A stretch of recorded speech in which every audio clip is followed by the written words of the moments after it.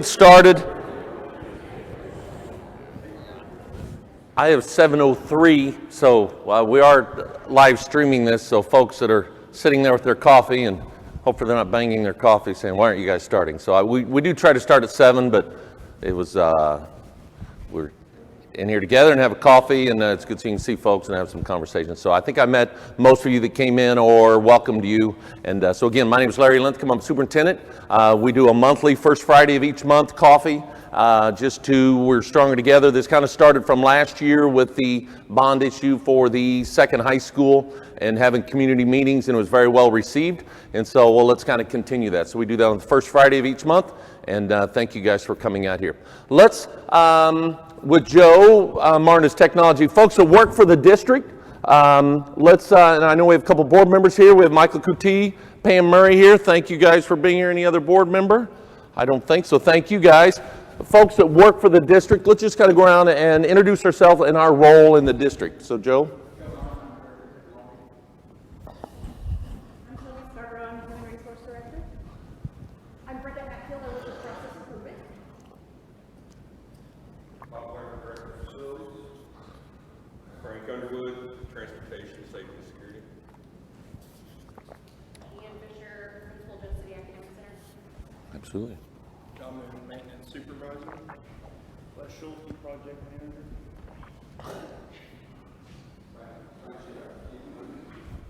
Jason Holland, Chief Financial Officer, Chief Operating Officer. Stephanie Satterfield, Director of Public Assistant. Okay. Yes. Stephanie Slayer, Director of Adult Education. Yes. Ron Jewell, also with Stephanie with Adult Education. Okay. And Chris and Sue, go ahead and introduce yourselves.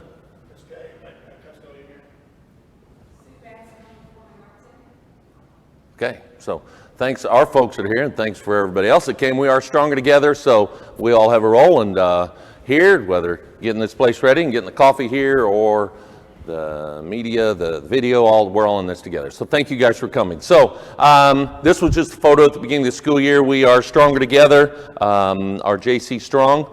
Basically today of a bond issue update. Okay, so the work session presentation we have from Monday night, we're going to go through and touch on that. Carrie Ganford with Architects Alliance is here. Michael Feemster, is that the last name, with Nabholz, our construction manager at risk, is here. So we want to give an update, basically where we are on the bond issue, and touch on the naming of the second high school, the boundary line discussion, and kind of where we are in the plan moving forward with that. And then we're going to talk about diversity. So we've got quite a few things here that we're excited and that you're here part of this. And then as always, we'll have question and answer time. So any question that you have in this smaller group, questions throughout, hey, clarification, if it's those that might become a larger conversation, if you wait to the end, but if clarification things, please ask. And if we need more time besides the 7 to 8 o'clock, because I want to be respectful of folks' time and getting to work, that we get folks out here at 8, but I will stay here as long as I need to have any discussions. So we'll kind of go from there. Okay, so the presentation at the work session, the timeline of the building projects, I'm going to bring up here. This was at Monday night at we had a work session. Okay, and Jason Hoffman and Carrie, I want you guys to give me, I guess I could put on my glasses, X out this upper right-hand corner so it's just full screen. Can anybody help me to get rid of this right, because that's on the right sides here, but maybe we don't. Or everybody could just watch me struggle. Joe, would you come over here, please? How do I get this right side off here? Can you get that off there? Basically, we just, from Monday night, went through as far as the design. We had, from when we ran the bond issue and said, folks, this is what it's going to look like. And this is just clarification on this. We've had some folks who are saying, why didn't you start? I have on my phone a sticker that maybe you guys saw, it's time, and it said April 4th. Okay, there were many folks saying, it's April 5th, why haven't you guys started? Well, there's a lot of different parts. For us to be able to start on April 5th, we were going to have to spend between $1 and $1.5 million leading up to April 4th to be ready to go on the day after, okay? And that is challenging for folks to understand. You spend a $1.2 million to be ready on April 5th, and folks say, no, we're not going to support the bond issue. And we spent $1.2 million of tax dollars to be ready to go on April 5th. With the other side of the coin of, just trust us, it'll be okay, just say yes, okay? We weren't going to do that. So the fine line of, here's visually, because folks, myself included, want to see, well, what's it going to look like? To knowing. So we spent between around $65,000 leading up to the bond issue with regards to here's what it's going to look like, okay? But it wasn't 78 things itemized plan because we wanted to be good stewards. Stewardship is one of our 3 pillars. Wanted to make sure that we weren't assuming folks would say yes, but they need to have enough of what it was going to look like. So this here, more visual, not saying it's exactly, it's like, well, this shade of gray on this picture on November 3rd is different than a later picture. This isn't exactly, so don't take a picture of it saying why it doesn't look like, but it's getting closer and it's a process that we will work through, okay? Maybe I took too long to explain that, but help me on clarification on anything, folks, that I mess up with that. So the process, Jason, Michael, Carrie, anything here on, as we go through this, on Monday night, do we go through each slide when we did this on Monday?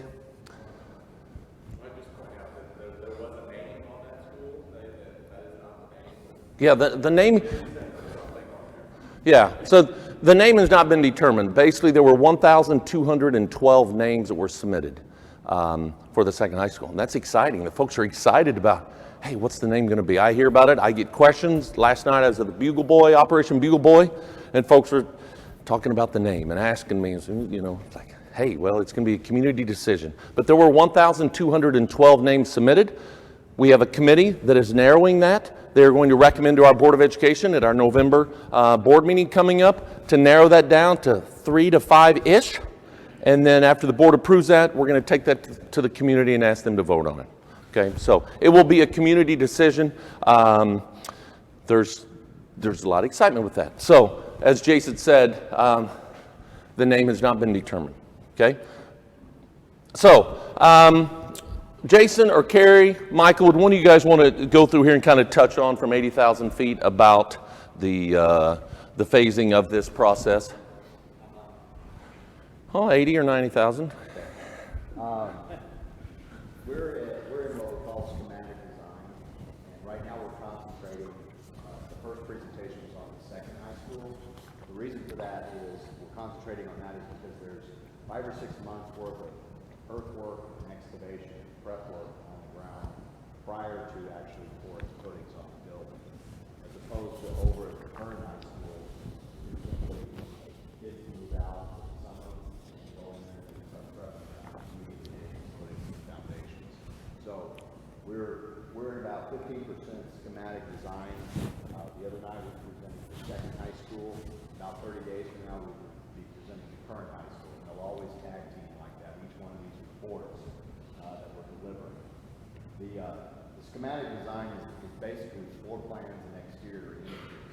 I want to back up for a second and say that there's been a lot of input beginning right after the launch in the summer and fall from faculty, staff, students, committees, and about every other week provide input into the plan.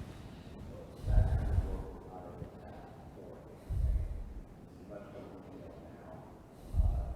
In the design development phase, you'll see it ramping up instead of this floor plan, architects and you're talking about mechanical engineers, structural engineers, fire protection engineers, civil engineers, that sort of thing. So we had the pretty pictures for the campaign, but we realized very quickly that the grading work over at 179, depending on the shape and geometry of the high school, could vary by $5 to $10 million just in moving dirt and rock. So the geometry of the high school, we've been pushing and pulling on and situating it on the site. That's been an incredible effort the last couple of months. We've been working with CMPS here in town, Central Missouri Professional Services. Mike Bates and his team have been working with Bruce Dawson, Fidel Engineering, to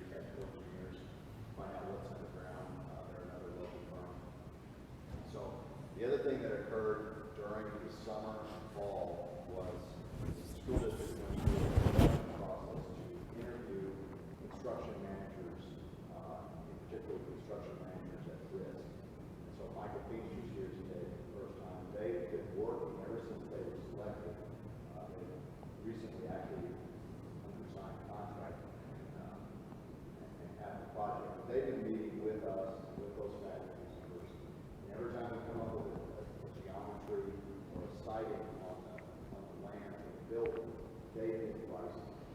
So they're the contractors, they're the constructors. They've been giving us pricing input to the design of the project. We're doing the same thing on the current high school. So now that we have the construction manager risk on board, we're continuing to design, they're continuing to evaluate, have some overlap. We're actually going to just finish the documents for clearing and grubbing of the site of 179. Michael and his team are reviewing it, so that will be going on the day of December. You'll start to see things moving on the site in early year in January. Or before that. But that doesn't mean that we have all the details of the classroom design. Certainly we have the school plan, we don't know what color we're going to use. We don't even have all the ductwork laid out. We've got a building footprint, and we're pushing very hard for a building pad. That earthwork starts, and the goal is for the building pad is ready sometime in April. So construction will be on, will commence, will be ongoing while we're still finishing the document. That takes an incredible amount of overlap and effort between the design team, which is architects and engineers, and these guys. So I don't know, can you explain more about what you do? Absolutely. I'm not sure if hi everybody and everybody that's on the web stream. My name is Michael Feast with Madison Construction. Assistant project manager. Perfect. You may have heard about the procurement changes in the state of Missouri specific to construction management at risk. So prior to last August of 2016, construction management at risk for public dollars was not legal. And they recently changed that, where that is a procurement delivery method in the state of Missouri. And it's a phenomenal delivery method because the construction manager actually is still on board at the beginning of the process. So we're helping the district as an advocate with those dollars, be able to maximize those dollars, help our design partners see that the requirements and the needs of the kids in the faculty are aligning with the dollars. So that way, as a composite team, we are going to build something collectively versus having just a general contractor that has no relationship, no design influence at all, no pricing, that just comes in once those documents are done, gets those documents, hard with it, and just goes out and builds it without having that relationship with that advocacy. Another good factor is that all of the money that's not used as part of the construction dollars goes back directly to the district. So again, that's the advocacy as part of construction management, and then all the risk is transferred to us instead of being on a public entity for kids and faculty. So we came on board in July as our appointment as construction manager. Is anybody watching? Can you tell? We've been working diligently with Nobody's watching. Alliance as well as with the district and DLR, ECI Forum throughout the schematic design phase. We heard it loud and clear that it's really these freshmen for the second high school that have to get into that building, at least part of that building, by 2019 fall. So our focus quickly shifted to getting this design pushed through to meet the budget, et cetera. And Terry touched on it. We're dealing with about 119 acres on an undeveloped site. We quickly realized that those dollars that are developing an entire site in order to maximize the dollars for the district, what they need, let's cut down some of that acreage more towards that 55, 60 acre block. So we've been working hand in hand with design. You may have also seen that we met with all the local contractor market. We've invited everybody. This is the 6th of September. We invited everybody to Dix Road. Dix Road. And we had all the preferred vendor lists, the contractor lists that we had. We had about 60 contractors represented just from the local Jeff City area to try to, and this is whenever we go somewhere, we try to get the local community involved in this way.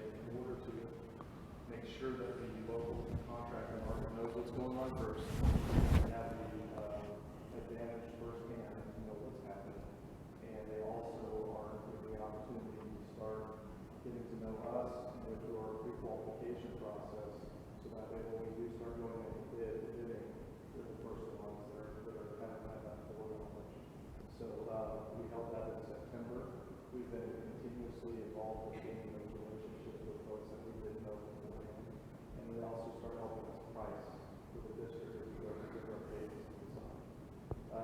Our first package that's coming out, as Carrie mentioned, is a clearing and gutting package, which is basically just initial earthwork, clearing trees, deforesting, et cetera, on that second site. And that's about to come out for bid within this next week. So that way our actual bid day is that early December timeframe. So that way we can start moving trees, et cetera, sometime in December. So I think that kind of touches on. Yeah, absolutely, yeah, we're in there. One thing that I wanted to add was that from the very beginning, the district was very concerned with maximizing local farmers. You're good. So we There's started- nobody watching, so. I want to thank the district and the board for starting with that. We're a small firm of 10 people, but we built a team. We used everything local here that we could in terms of civil engineering, geotechnical engineering. And then we went out and got expertise to help finish the project. So we're kind of the team leader from the design side. If you take a building like this was only, I don't know, $5 or $6 million for this atrium and renovate the auditorium and Miller Center. That was all local contractors work on that project. This is exponentially larger. This is $100 million. I know the bond issue was for $130 million, but the construction is roughly around $100 million, 35 and 65 for two sites. So what NAPLES has been tasked with, and they've done a very good job at, is they have the capacity to manage a project of this scale. They've done the first construction management of this in the state of Missouri. Doing Independence right now, which is the same project method.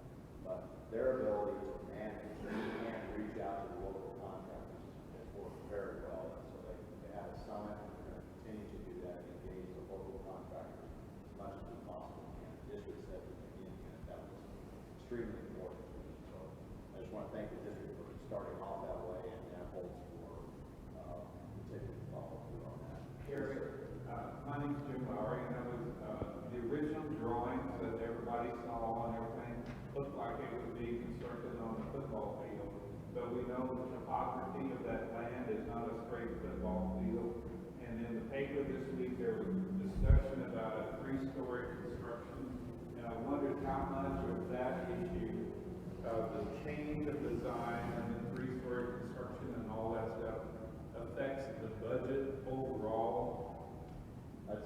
That's why some of you think we're moving like from molasses, and we think we're moving at warp speed. Yes, the initial thought was a 2-story building, strewn along the top of the hill and football fields down below.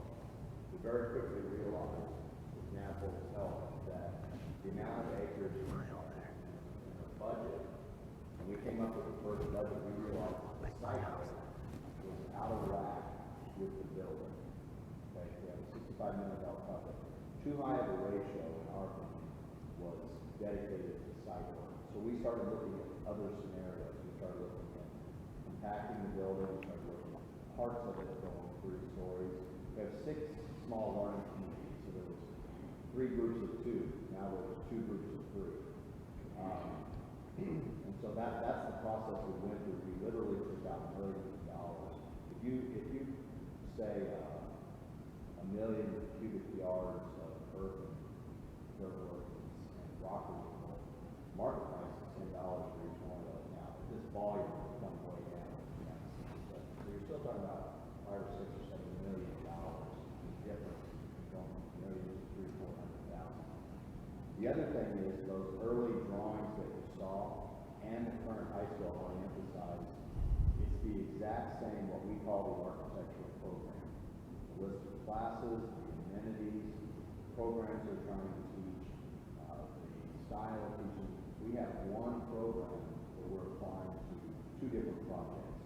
So what we initially started on the current high school, started taking the input from faculty and applying it to the second high school, realized we had a massive earthwork project over there, so we actually put the second high school ahead of the current just so that we can get that whole work started. They are the same architectural program between the two schools. It's just a matter of one's fitting into the existing building with additions and renovations. The other is a new building, how most efficient to do that on that side. Does that make sense? One of the contractors, I think you're committed for women-owned and minority-owned businesses, and we need to reflect that in as you go out to get people to be part of this. So certainly it is something that's important to us for diversity, men, women, businesses, et cetera. We don't have anything necessarily that's written within our contracts as to be a certain percentage.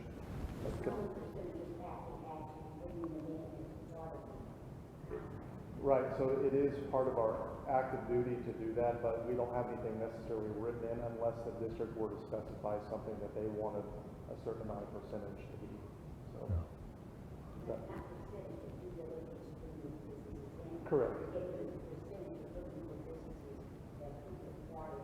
So we do actively look for women-owned businesses, et cetera. In fact, in Independence, as Carrie mentioned, we are working with, we reached out to several of them and did happen to successfully procure several packages that were women business owned, so, and minorities, yes. I will tell you that the summit, How many contractors did you have at the summit? Yeah. 60. Okay, let's touch on that, or maybe. there were both minority and women-owned businesses in that group. Just to have, and that was just informational.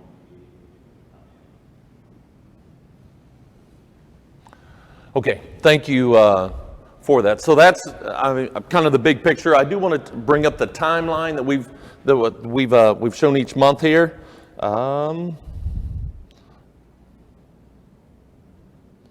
Bring this back.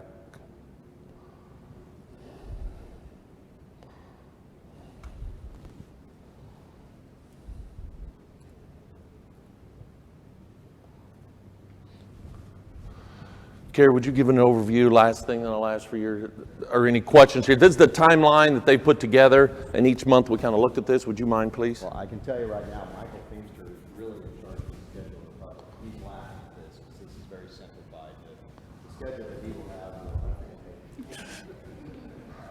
very specified. This is the red, it's showing Board of Education activity. He's back in the Board of Education meetings, milestones, Board of Education reviews.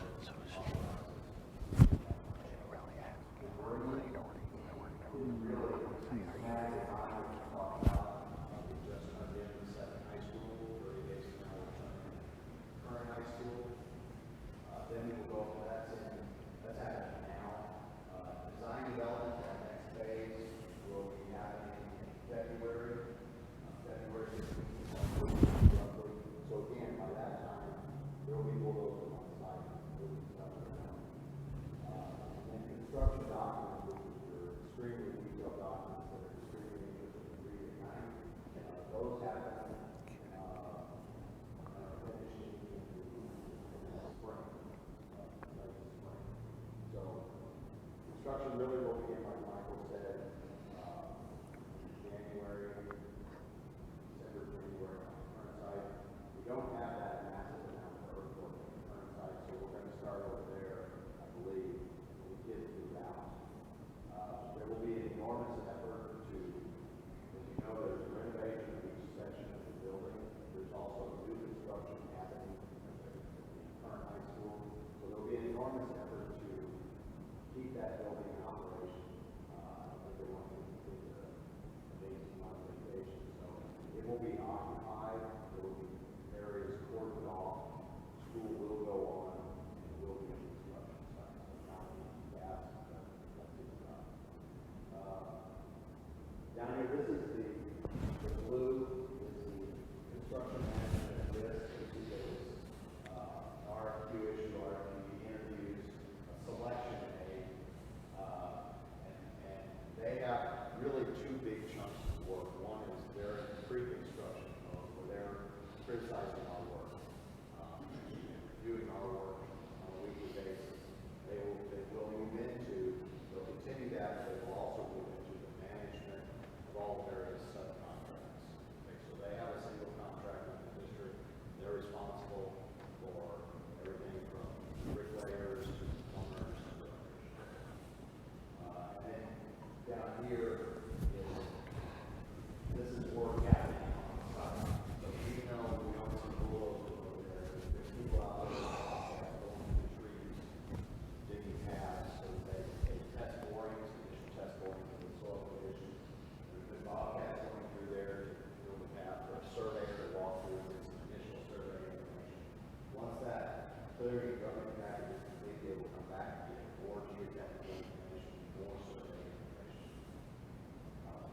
then we talked about the early civil, secondary, and running package. The next early package I would have added addition would be structural. So after earthwork in January, it would be a structural package, so that would be anything to do with concrete foundations, footings, possible piles, as well as structural steel work and, precast concrete. So those are all things happening on the site early, but these are really construction phase.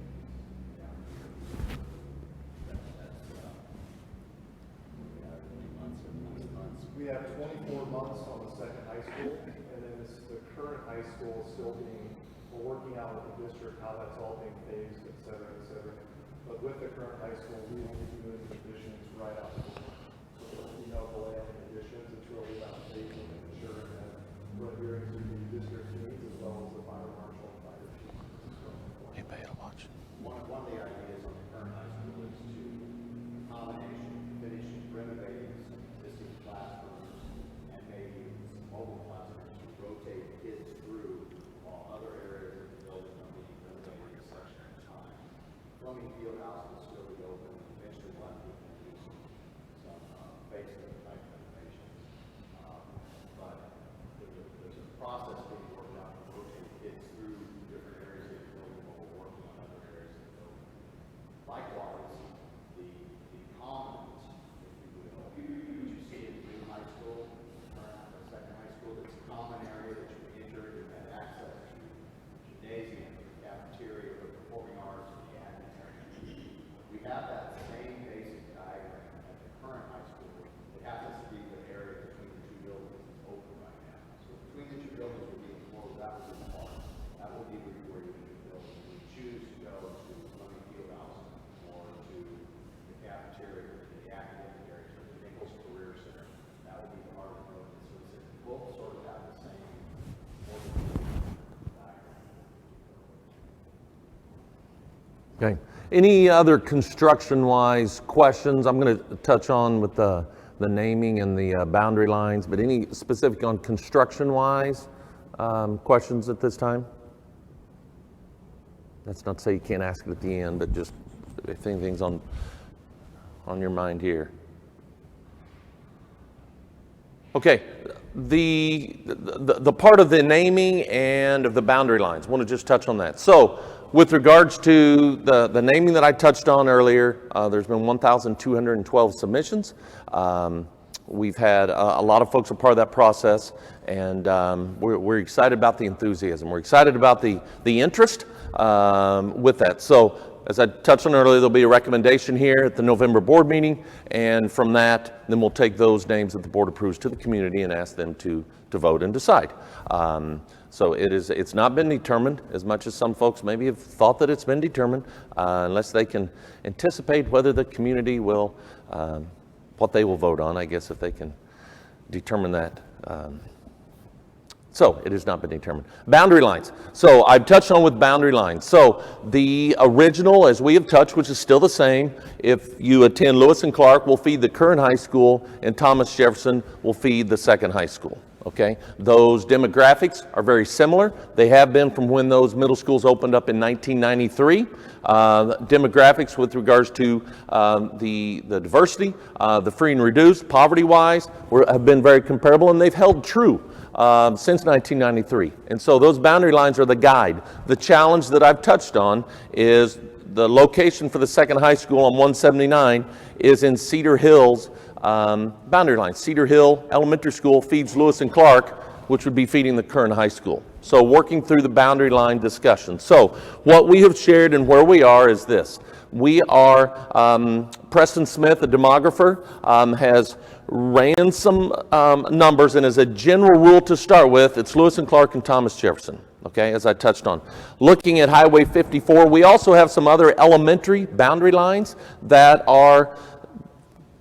could be viewed as, are they where they need to be? Okay, so working through those last year, a reminder, we changed boundary lines for East Elementary, Thorpe Gordon, and Morrill Heights. We met with the parents of all those buildings. We had some community town halls to collect input, to ask folks to be a part of the solution. And it was a good process, I think. I'm sure it could be better. Learned some things from that. Those boundary lines have helped things. I think with regards to overcrowdingness, East Elementary is our smallest elementary school right now. We spent $3.5 million in 2015. Is that right, Bob? At East Elementary. So East Elementary and West Elementary are both, were built in 1938-39, both those schools, and so we encourage folks to go visit East Elementary. But those boundary line changes made a lot of improvements over there than with Morrill Heights and Thorpe Gordon. We have other elementary boundary lines of discussions that we need to have across the district. So when we talk about boundary lines, folks usually like, ooh, we're going to talk about boundary lines, and it gets real quiet.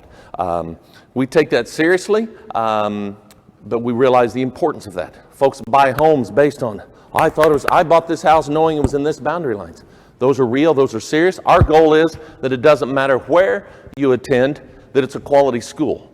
But with that being said, we also recognize that there are neighborhood schools that I went there, and my parents went there, and my grandparents went there, and I want that. Those are real. So that's why, even more so, we talk about being strong together and involving the community in that process to determine where are the best boundary lines. So the demographer, as far as giving us a starting spot between Lewis and Clark and Thomas Jefferson, looking at Highway 54, okay? We don't have just straight north and south in Jefferson City, as all of you know, and I'm learning. Starting at looking at the numbers enrollment-wise and the poverty between and diversity between the two schools with Highway 54 as a starting spot. If you were on east of 54 versus west of 54, and what does that look like? Well, it doesn't match. Okay, but that's kind of a starting spot of where we are. Looking at currently boundary lines for Thomas Jefferson and Lewis and Clark. Looking at a simple fix. What is simple? That's very subjective. A simple fix looking at a mile radius within the, or half-mile radius within the second high school, and looking at changing that. But that affects the demographics, and so you'd work through that process. I've shared in here in Columbia, where Hickman High School is, you go north on Providence, north of I-70, and then even back east is still Rockbridge's boundary line. So to go to Rockbridge High School, those folks come over to Providence, say hello to Hickman on their way by, 3 miles south to Rockbridge, and they did that to keep the demographics the same. And we have said from the word get-go that the root of this is we're not going to have the haves and the have-nots. It's going to be very, very similar between the two high schools as we work through that process. So we are, I believe, sent out a couple days ago, Jason, is that correct? For the boundary line discussions that Amy sent out through our school and community relations, asking folks, would you like to participate in a boundary line discussion? So if we have 100 folks that say they want to, we have 11 elementary schools. Ideally, we'd like 3 folks from each elementary school that have a desire to be a part of the solution, and have that as a starting spot, and then ask community folks to be a part of this process. Have meetings, the demographer come. Used to, when they would look at boundary lines, you can right now, computer-wise, you can say, well, let's move the boundary lines here, and you can find within 20 seconds the demographics, the poverty, the enrollment numbers based on current households. And it's kind of amazing of what they can do. So that's where we'll start. We'll go through the Board of Education. The board will make final approval on that, but have a committee recommendation and work through that process. And I anticipate having town hall meetings, coffees. Boundary lines are, superintendents get fired over boundary lines. And that's just real. And so let's be proactive with it, ask folks to be part of the solution, and make sure that it's a community decision working through that process. So any questions on the boundary lines? Yeah, Derek.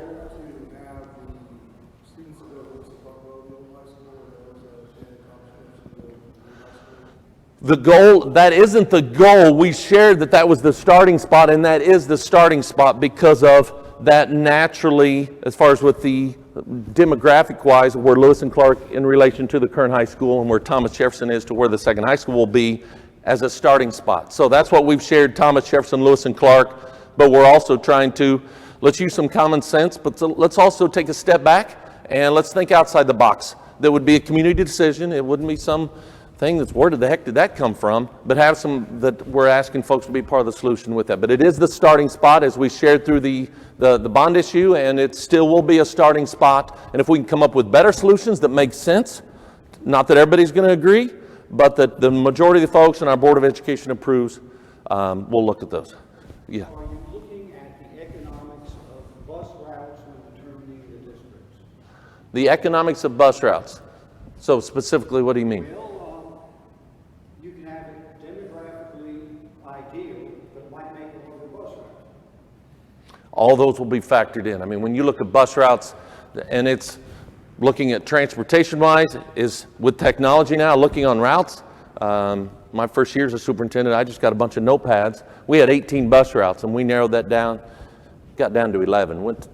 I was about to get shot, went back to 12 to be more efficient with just notepads and using common sense. Now we can, the economics of where we go, we have tiered as far as starting times.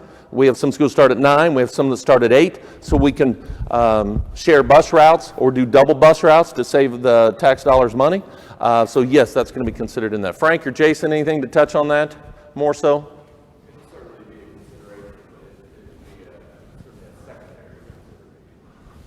Absolutely. I'll get you, Jack. I did recommend to Amy that they reach out to first the operations manager, and try to get there as well. At least to have some input on that. So I think that they'll tell me it's important to make sure that we are, having buses go here and there everywhere across the city. Absolutely. Absolutely. Jack.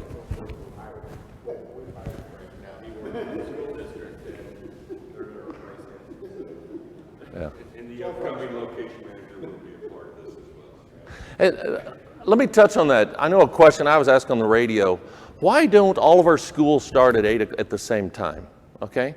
Well, we could spend, and I think it was around $1.6 million more to have everybody start at the same time, because we're going to need more routes, because we share some routes now.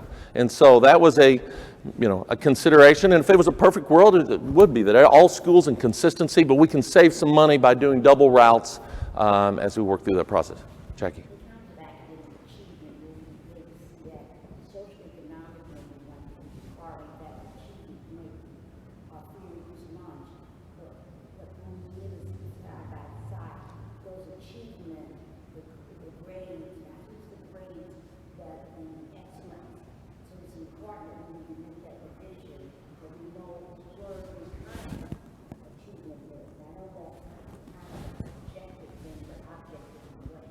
We're looking at demographics, we're looking at free and reduced, like there's a lot of people free and reduced lunch.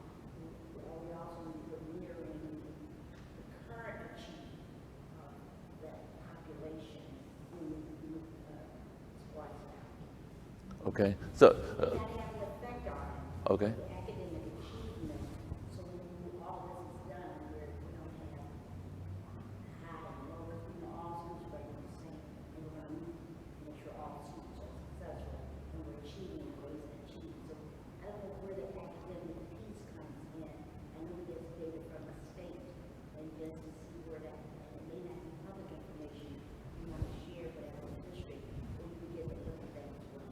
Okay.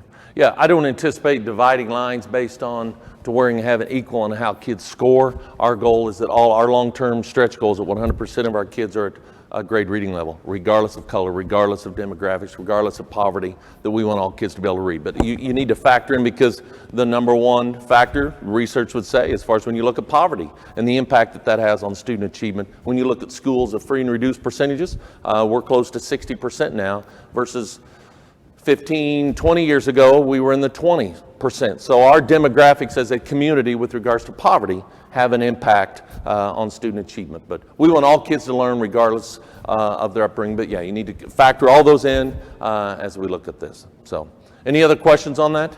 Yes, sorry. Going forward, looking at the ratios between the schools, is one school going to be populated more heavy than the other schools right now? Or is it going to try to make a 50-50 population split Between the two schools? between the two high schools? between the two high schools. A perfect world, they would be exactly the same. The poverty would be exactly the same. The diversity would be exactly the same if it was a perfect world. It's not a perfect world. So very similar. We want to provide the similar offerings between the two. We are with 2,600 kids, 9 through 12, anticipating 2 schools of 1,300 or 1,275 both, with room to grow, anticipating that. So of having the exact same size is a goal, also anticipating how will things shift. There's room for growth for the second high school in the design to where they can build on, but not making it huge, anticipating a lot of growth. That's not being a good steward, but we anticipating, I know folks asking sports, okay? So football being, right now we're class 6, we'd be class 5. The rest of sports that are 5 classes, that we'd be class 4. Very similar to Battle High School. Battle High School's enrollment's 1,376. If we're at 1,300, I think Sedalia's, I was told, was in the mid-12s as far as being class 5 in football or class 4 in the rest of sports. So the goals will be very similar on the sizes. But Larry, we're close on Lewis and Clark and TJ right now, correct? Yes, absolutely. And same with the poverty, the diversity between the two schools are very similar right now. So that's when Derek asked the question on, is that Lewis and Clark as a guide, but we don't want to be held to that, but we want to make sure to involve the folks. And I don't want you to think Larry's got some grand idea. We're going to involve the community in that process throughout that. Any other? Yeah, Jackie.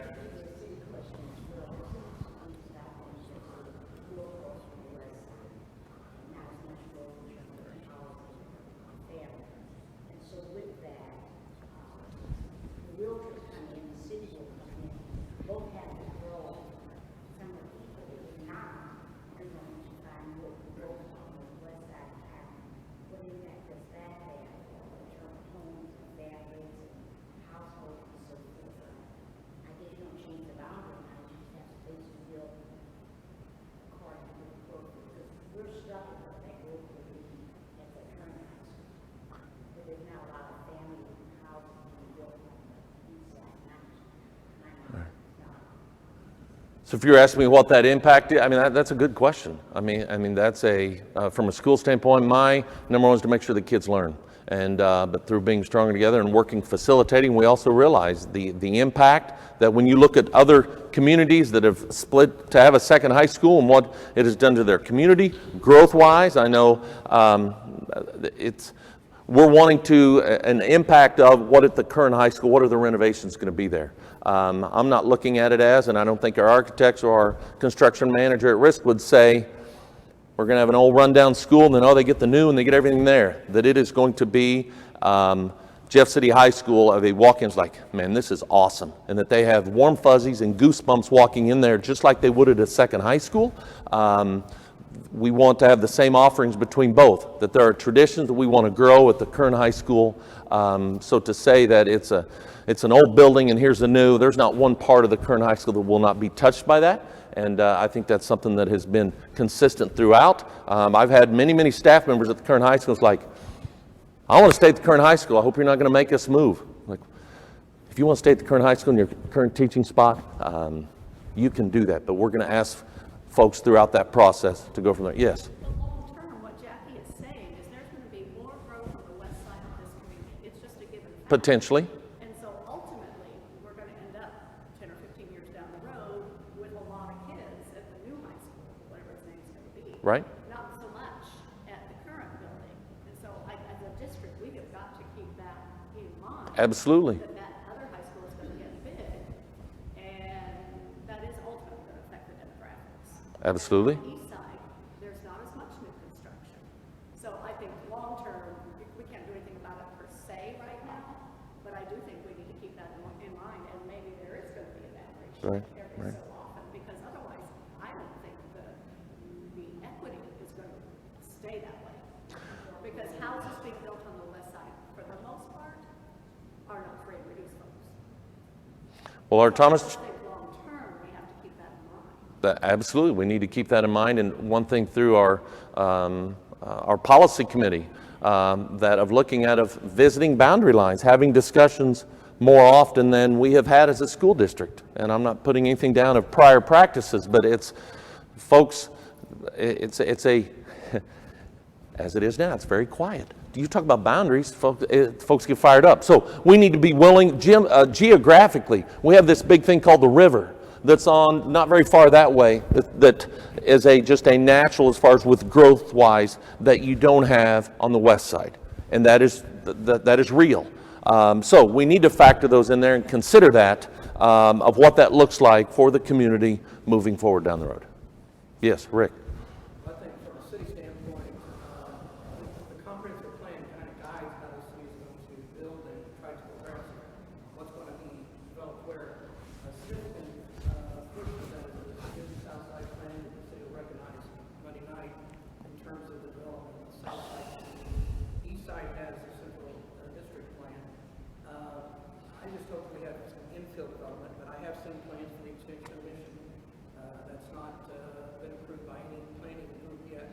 But I think as we move forward, we need to ensure that our city planners are communicating with your planners and that we ensure that our future comprehensive plan adopts them and adapts to the changes. We need to have good roads. We need to have all those surfaces to your attendance centers. And so I hope that we continue to meet with your staff. Absolutely. And our district boundary lines from Centertown to Holt Summit, my goal is to provide opportunities for students at all levels to help them reach their potential. And through one high school, through two high schools, our community supported having a second high school because we're out of space, giving kids opportunities, and then that it was time to do something. And so the community supported that. And so we want to give those opportunities with no desire to have reduced the population at the current high school whatsoever, but giving students opportunities. And we recognize that you're saying it's just a given that the growth, yeah, I mean, there's no guarantee. We want to make sure that the quality at the current high school to where folks that's exciting to go there. And if folks choose to move to the west side, more power to them. If they choose to move to the east side, more power to them. But at the end of the day, to give our students opportunities regardless of where they go to school. So that is the culture and the climate of our makeup of who we are, but also recognizing, because there are many folks that would say, Jeff said he needs to grow and we want to do that and you got the river so we need to. Yeah, that's great. I'm not saying that that's the law. We want to give those opportunities for our community that want to grow, but also we want to make sure here, where we're geographically right here located at, is that Madison or Monroe? Madison, okay, Madison here, where we are geographically, that students, regardless of where you live in our boundary lines, that you're going to have opportunities to reach your potential and give them hope for a better tomorrow, regardless of upbringing and on where we are. Any other questions on that? Just real quick. Yeah. Kind of going with this boundary line discussion, will there be opportunities, I know with the student population, different classes, we talk about academically, programs offered at one school should match the ones offered at the other school. If there are kids that say honors programs or at-risk kids, will they be able to be moved between the schools? Is there figures in that? Where maybe one school doesn't offer a program because it's not there? Great question. So basically the question of the same offerings between two or sharing. We have the piece of we want all students have the same opportunities regardless of which high school you go to. Okay? All students have the same opportunities. We also have the stewardship piece.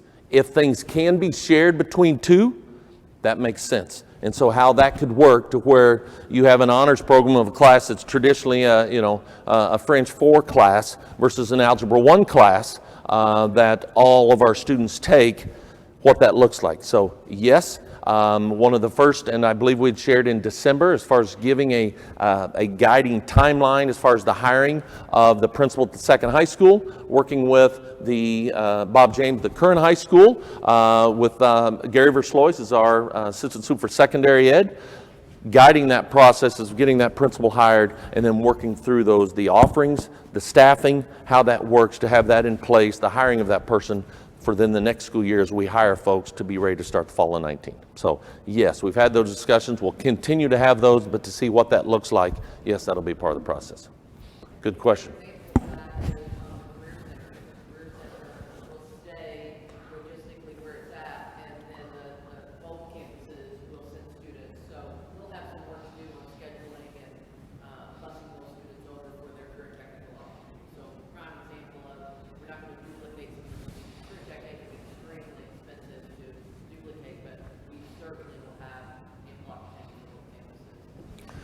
So,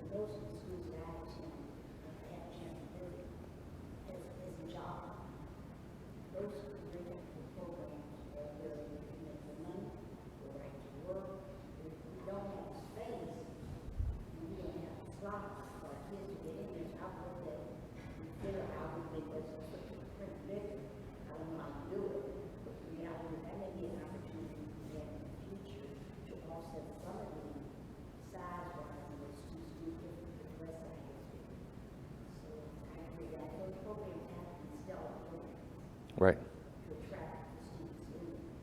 Right.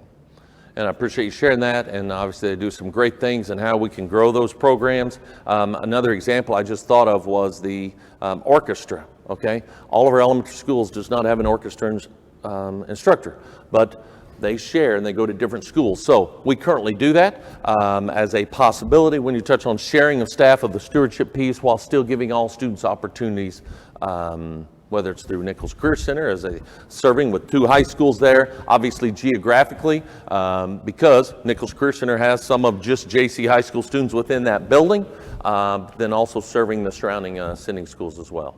Gary.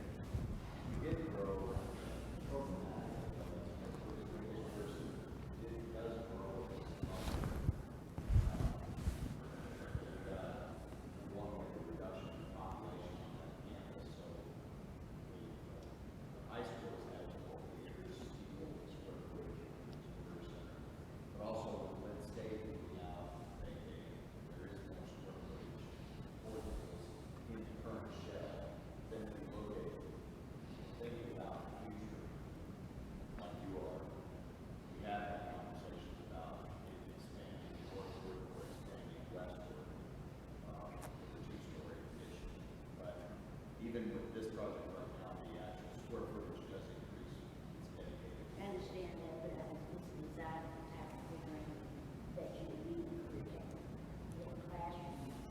It's kind of aligned with the design of the career technical program of the future, and then I support the community.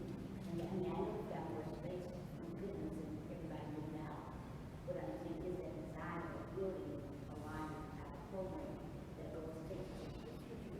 Saying that you got to finish it, grow, that sounds good. Right, and we've had those discussions at operating space, low-base space, depending on the programs.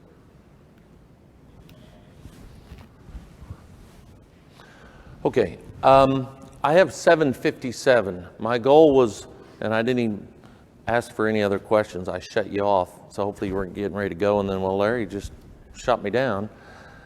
Of a half hour, we were going to talk about, hey, here's an update on the bond issue, and then a half hour, we're going to talk about diversity, okay? So it's now 7:57 or 7:58, and we haven't even touched on diversity. I want to share this. We are, and I would invite, so we'll have the diversity discussion, if you would be willing, next Tuesday night from 6 to 8 p.m. at the Hawthorne Community Room, which is behind Hy-Vee. We are inviting the community to have a discussion regarding diversity. Then on Wednesday at in Holt Summit at Mid-America